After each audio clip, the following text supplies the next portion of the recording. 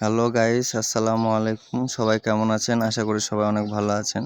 দেখতেই পাচ্ছেন এখানে হলুদ তোলা হচ্ছে এখানে। চাচা আম্মার জমিতে কিছু হলুদ গাছ লাগানো ছিল। তো আগে থেকে অনেকটাই তোলা হয়েছে, কিছু বাকি ছিল। সো বাসায় কেউ না থাকার কারণে আমাকেই ডেকে নিয়ে যায় আর কি হলুদ তুলে নেওয়ার জন্য। দেন মাঠে যাই, মাঠে যাওয়ার পর অল্প কিছু হলুদ গাছ ছিল। দেন ওখানে এই যে কোদাল দিয়ে আর কি হলুদ তুলতেছি। গ্রাম অঞ্চলে হলুদ এভাবে তুলে আর কি, বা লাগানো থাকে জমিতে। তো হলুদ বেশি না থাকার কারণে হলুদ অল্প অল্প জায়গায় জায়গায় তুলতেছিলাম।